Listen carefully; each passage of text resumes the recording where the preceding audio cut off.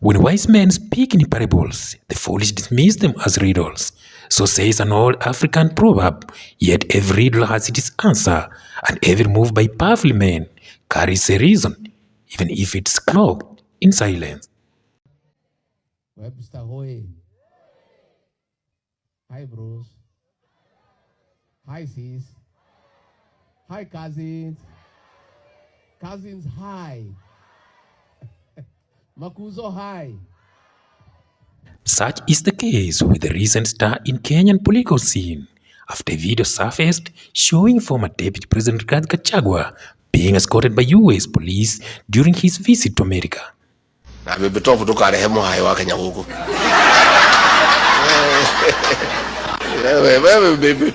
are very serious people. These are very serious business people.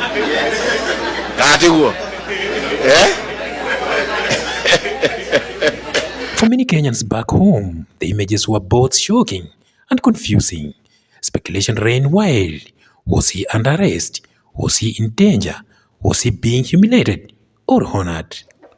While the optics sparked debate across political lines, a Kenyan living in the US has come forward to demystify the matter and offer much needed context to the unfolding drama.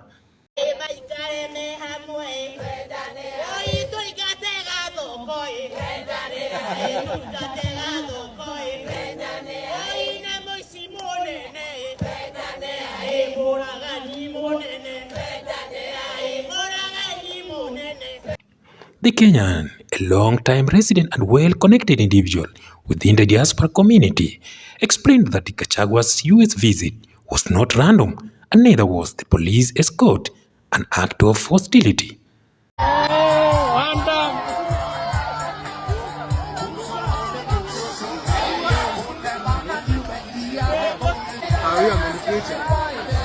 According to this insider, the former deputy president was visiting the US in a personal and political capacity, aiming to engage with diaspora leaders and potential business partners.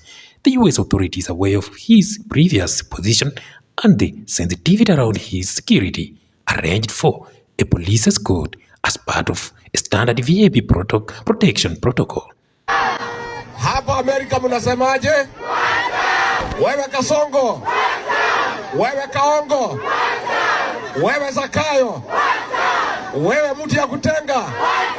This clarification, however, did little to cool the political temperatures back in Kenya.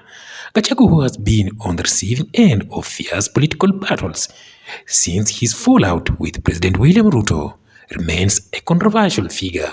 The diaspora, they are so integrated, wanakaa kila mtu wanakaa kama sisi tunataka tukae hapa wa Kenya bila ukabila. Sasa wewe unapeleka ukabila, you are exporting your bad manners from here.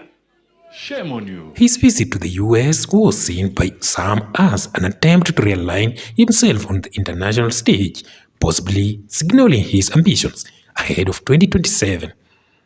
Because you need to enjoy the future after his exit.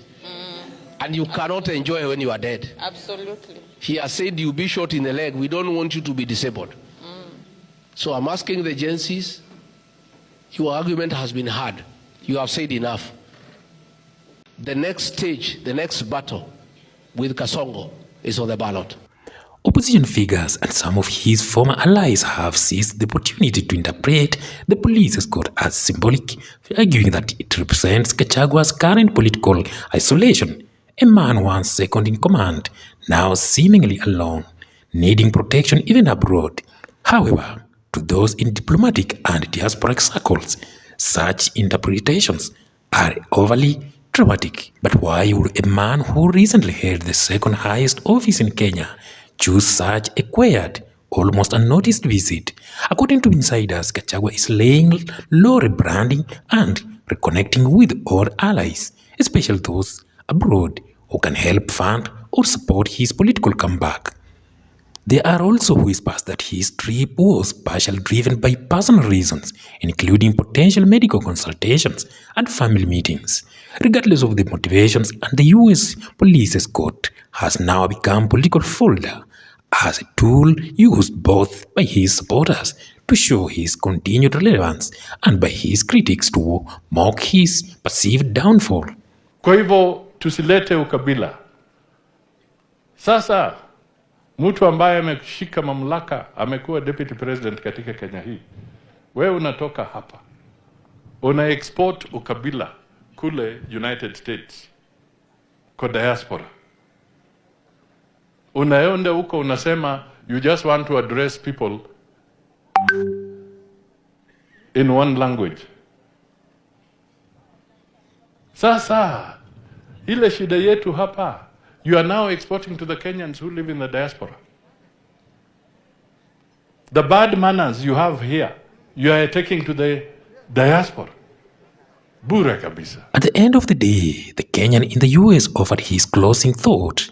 What you saw was not a man being arrested, but a man still navigating rough waters of political transition. In America, such escort is less about shame and more about protocol. In the words of the wise, even the lion, king of the jungle, sometimes walks alone, but that doesn't mean he's lost his crown. For Gachagua, the journey continues quietly but deliberately. Whether this marks the beginning of a powerful return or the final chapter of political career remains to be seen. David Chams Media, platform for bold, really and eye-opening conversations. We are committed to bringing you raw and unfiltered content that captures the pulse of society. Whether it is breaking political updates, social movements, or community stories, we present the facts with clarity and passion. Our news segments are designed to keep you informed with accurate, timely, and critical analysis that cuts through the noise and hype. We ask the hard questions and go beyond headlines to explain what it means for you. David Chams Media, we stand for truth, courage, and connection. Our mission is to amplify voices, provoke thought, and build a community that listens, learns, and acts. If you are looking for honest dialogue, fearless journalism, and relatable stories, hit that subscribe button and join the conversation today.